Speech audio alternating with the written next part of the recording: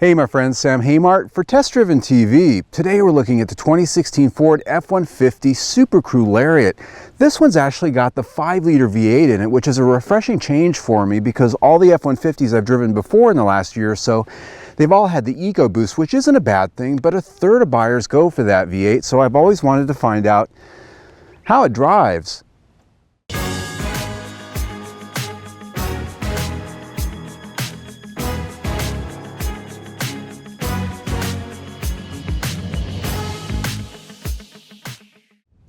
When we look at the styling on the Lariat, one of the things that really comes to fore is the fact that it's got a ton of chrome. The bumper, the hooks down there below, and the grille here, one of the many grills you can get on the F-150, and they all vary by the trim you choose. Fog lights on this one, those are halogen. Some very nice decorative headlights here as well, and they do have LED light up signatures in them. Down here, the wheels on this, chrome 18-inch wheels, and of course with the F-150, there's a lot of different wheel choices, either by trim grade or within the trim grade. There's other options as well. As we come around the side of our Lariat tester here, a couple things I want to point out. This one has a really nice set of running boards on it, full length. They're chrome, they're very sturdy. You can get on them and really put some weight on them. And the best part is they've got rubber grips down there. So like me, I'm wearing leather boots with leather soles. I can step on those things even when they're wet and not worry about slipping off. Up here, you've got that touchpad that Ford's had dating back to the 70s. They still stick with that. They must have really got a good patent on that. Back here you can see this has a power sliding rear window, which, well, finding the switch for it's pretty darn hard. It's a nice touch, especially if you're driving on a day when it's not blistering hot like it is now. Out here at the back of the F-150, this doesn't have the big slab of metal trim on the back of this like you might find on the higher trim grade. So even though we're at $55,000 and some change of this one, still a little bit plain looking back here. Now I will point out this does have the soft open tailgate. It is locking. It's controlled with the key fob just like everything else. Now one thing too, this does not have the built-in step here in the tailgate. So you have to get up in here the old-fashioned way, and that means hopefully you can bend that way. This has a 5.5-foot bed on it. You can get the 6.5-foot bed with the big cab. Some of the brands out there don't give you that flexibility. Toyota Tundra is one of them. Now this one doesn't have a bed liner of any kind in it, but that is an option, and I highly recommend it because, well, if you're going to do like they do in the Chevy commercial where they dump a tractor load of cinder blocks in the back, just like they did next to the Chevy, well, Chevy made hay of the fact that the bed got all kinds of holes and dents in it when you dumped a tractor load of cinder blocks in the back. Now, nobody's going to do that, right? You're not going to spend $55,000 on a truck and drive it to a place and have a guy dump a bunch of rocks in the back of the tractor from high in the air. That's just silly. It's boo bait marketing for the bubbas. That's all it is. And if you do that, well, you're an idiot. Sitting inside the F-150, this one's very nice when it comes to equipment level. There's leather seats, they're heated and ventilated up front, and there's heated seats in the back. The trim level, there's wood grain trim, a lot of chrome. It's got all the devices you could ever want here in the center stack, and it's pretty well laid out. And one of the things I like that Ford's done with all the controls is that they're right there where you can see them. The trailer brake controller is down here, a little bit lower. I usually like to have it a little close because usually you don't want to be hunting and pecking around for the thing when you're going down a hill with a 10,000-pound trailer behind you, but it's still within easy reach. The four-wheel drive controls are right there, and this one has the trailer backup assist, which I'm not demonstrating in the video today, but the control for it is right here on the dash. Now sitting here, the view out is very much pickup truck. You can see just a little bit of the hood and the steering wheel and the controls on it, everything again within easy reach. These seats are comfortable. Now I do have power seats here and the passenger has power seats. This does have memory, and it was pretty easy to find a comfortable place. It does have a power tilt and telescoping steering wheel on this trim grade. It is manual on the lower trim grades. As you can see back here in the rear compartment, there's plenty of space, as you'd expect here with the big four-door cab. These seats here, they're about halfway forward, halfway back, and they could come back a long ways, and I'd still be fine. The one complaint I do have back here is the fact that the seating position, as you can see, it's pretty darn low. My knees are perched up, and it's really not going to be comfortable for a long trip. And honestly, I don't understand why it's not taller, because there's enough headroom here. This seat could come up another couple, 2 or 3 inches and fix that problem and still offer plenty of headroom for most folks. But I understand what the engineers would say. The seat needs to fold and offer that functionality, and that probably is what is at work here. Now, there are a lot of amenities back here. As I mentioned, there's heated seats on this trim grade. There are vents back here, a big deal here in Arizona when it's 108 degrees outside. I really do like that. There is a fold-down armrest, and it has cup holders. There's also cup holders at the back of the console, and there's ports there too for both the 110 and 12 volt. One thing I like about this is there's a lot of storage. This has an absolutely huge area down here. There's enough room for like 2 gallons, almost 3 gallons of water down there. And there's a place down here for your phone. There's actually room for a couple of phones down there and ports for everything you can imagine. There's just lots of space. And down here on the side of the console, on both sides, there's pockets down there that you can put a lot of stuff in. And that glove box is positively huge. One thing I will point out though, if you spend a lot of time around Fords, you're going to find that this is your typical Ford interior. And if you haven't spent time around Fords, what I mean is the material quality in here is sort of hit and miss. As you go around the interior, there's cheap materials here, there's good materials here, and as you look across the dash and you let your eyes sort of roam around, you see a lot of different finishes, a lot of parts that don't match the ones next to it, and you've got just sort of this hodgepodge of things that range from low quality all the way to high quality, and it really depends on the trim grade too. And it's just something that I've always noticed with Ford. It's like they have 30 different people working on the interior. Everybody comes to the table with their part. They have their own factory make it, they design their own pattern on it, and it all just sort of looks that way. And I know that's tough with trucks because these things are designed to sell at an entry-level price that's around the mid-20s, yet when you get into a trim grade like this, we're twice that price and you can go a lot higher. So it's always a tough balance for the manufacturers to not have to redesign every part for every trim grade, but that's where it falls. So the interior comes in at 4 or 5 stars. The infotainment system here is the top of the line. It's the new Sync 3, which pretty much puts to rest all the bitches and complaints I used to have about the old My Ford Touch, which was one of the worst infotainment systems on the market. This is so much better now. The menus are good, it works when you touch it, and it's just easy to use every day. It connects to your phone easily, and the sound from the Sony sound system here is actually pretty good too. It's not really audiophile material, but it's much better than the standard audio system. I really do like what they've done here, and even using the navigation system, it's pretty easily done. One of the areas that still needs improvement is here on this one. We don't yet have Android Auto or Apple CarPlay functionality, and that's something it's getting to be industry standard and expected on these top-end systems. Therefore, infotainment on this gets 4 or 5 stars.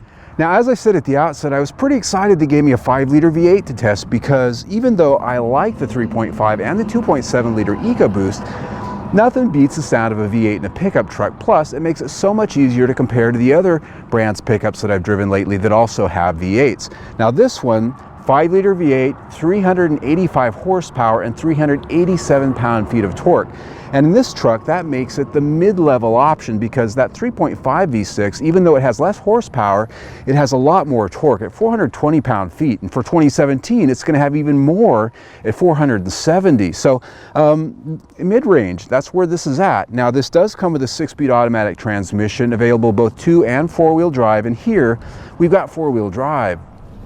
So the big question with this 5-liter V8 is, how does it go?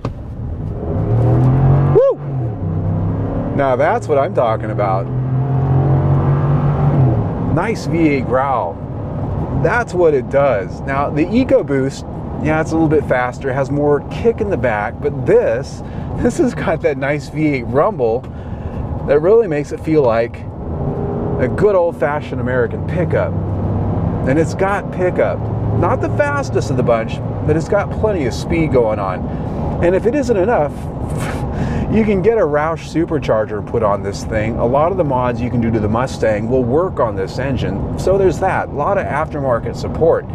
But that said, The EPA rates this engine at up to 21 mpg highway and 17 mpg combined. That's what the EPA sticker says on this truck. And before I started fooling around here, during my week with it on the highway and in town, I actually got 17, which puts it pretty much middle of the class for mpg, but it's as promised, which is always a good thing. So in rating this powertrain, I really like it. It's just a nice balance of fun V8 sound, good power. This transmission does a good job, and the fuel economy is what you'd expect. So it gets 5 of 5 stars. Before we get to handling, if you want to learn more about this engine, click on the link down below in the information section. We've got a full under the hood video which takes a tour and really shows you all the specs and features of this engine. One of the concerns a lot of people had, including myself, when I heard that they were going to make this new body structure out of aluminum and save a lot of weight was, is it going to feel flimsy? Is it going to feel like a tin can? And I'm glad to say that's not the case at all. This is just as strong a structure as the old steel one. And of course, the steel frame below is still steel, and it's actually stronger than before. It's a lot stiffer. It's made of high strength steel. So this truck doesn't feel any less solid than it ever did before. But that 700-pound weight loss in this particular truck really comes across as a lighter feel when you're going down the road, and that's good for handling. It's good for handling, and especially if you're putting it into curves, it doesn't feel quite as hefty.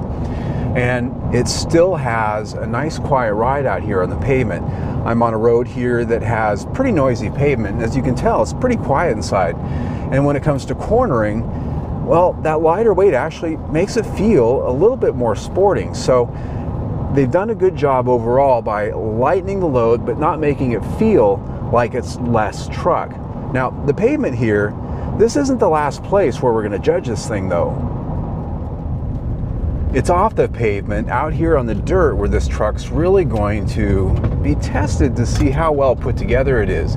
This is a desert washboard road. I bring all trucks, all SUVs out here because this vibrating rib surface can really make even some of the best vehicles out there feel like a complete pile. It really tests how well they've isolated the suspension and the chassis and the structure from bumps and, well, vibrations and harmonics, things like that. What I'm finding out here is that this is a vast improvement over the Super Cab F-150 I drove out here just last year. In fact, the level of isolation and quiet and overall solidness this chassis has with this particular truck is right up there with the Toyota Tundra, which has been one of the best I've driven out here.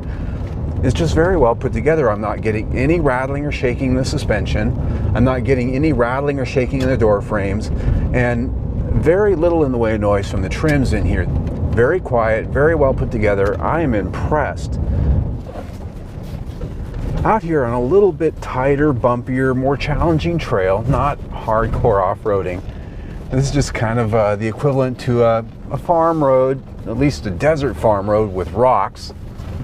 It's a good place to find out how the suspension absorbs the rougher stuff and how well it rides and how the steering works, how agile it is out here. And I'm pretty impressed, I gotta tell you. Not only is this electric power steering giving a nice light feel out here, but I'm not getting any kickback in the steering over the big bumps and whatnot. So it's just very well refined and it feels very maneuverable. And the other thing is this basic suspension that's on this is doing a pretty good job of absorbing the rough stuff. And this isn't the off-road suspension, this is the basic thing. And it rides very nicely out here on the rougher trail. I have to really hand it to Ford for impressing me here. This is really right up there with the Toyota Tundra, which, as I mentioned, has been the top of the rung as far as how I rate trucks in terms of handling and chassis. So here, I gotta give this 5 out of 5 stars for chassis and handling. On the matter of safety, this is the first year that we actually have safety ratings for all of the full-size trucks with the new small overlap crash test. And on the Ford, this truck actually performed very well. The Super Cab as well, which last year didn't do so well. They actually made some improvements this year. And so this truck, with its improvements, now is the only full-size truck that is a top safety pick by the IIHS. It doesn't have top safety pick plus status because it does not yet have an advanced crash protection system that's available. None of the trucks do. And because it's hard to put that technology to trucks with the loading and different things that they have to deal with, it's probably going to be a while before we see that. When it comes to measuring quality, I have to admit, because I've spent a lot of time around Fords in my lifetime and owned quite a few, my expectations weren't that high. That's just sort of how it is if you've lived with these things. But I got to tell you, this one really impressed me with its overall fit and finish and quality of finish. The paint's very good. Now, there are still a couple of places where you're going to find a body panel that's not quite aligned with the other one. And yes, the interior did have a few materials where I thought it could be better. So when I look at overall quality here, that comes in at 4 or 5 stars. All right, friends, let's wrap it up. It's 110 degrees out here in the desert and it's freaking hot. So let's look at the specs. Here, $55,000. That seems like a lot of money for a truck like this, but in reality it just isn't, because on the F-150 you go up to the Limited, the King Ranch, or the Platinum, you're going to get close to $70,000 if you really pile on the options.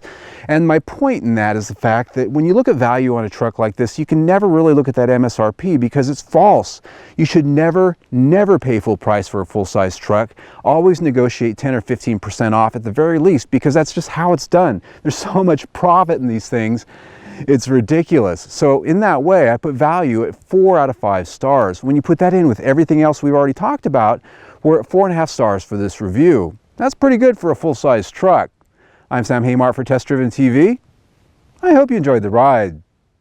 A little personal story. I actually mentioned earlier in the video that I've spent a lot of time around Fords. I've owned quite a few Fords, and that's a fact. But the truth of the matter is, Ford pickup trucks have been a part of my life since day one. My parents always had Ford pickup trucks when I was growing up, and it started with a '69 Ford pickup when I was a baby, and when I moved out, it was an '84 F-250, and in between there were all kinds of trucks: F-250s, F-350s, F-150s, diesels, not diesel. I took my driver's test in one, and I've literally driven every generation of Ford pickup trucks since the 1960s, so I'm really used to them. I spent a lot of time with them, and they're just sort of imprinted on my soul. Whether that's a good thing or not, I don't know. Anyway, if you like the test drive you just saw, click on the link right here on your screen. Subscribe to our YouTube channel, because we test drive 1 to 2 vehicles a week, plus we have a new video just like this almost every other day. There's always something new, so stay tuned.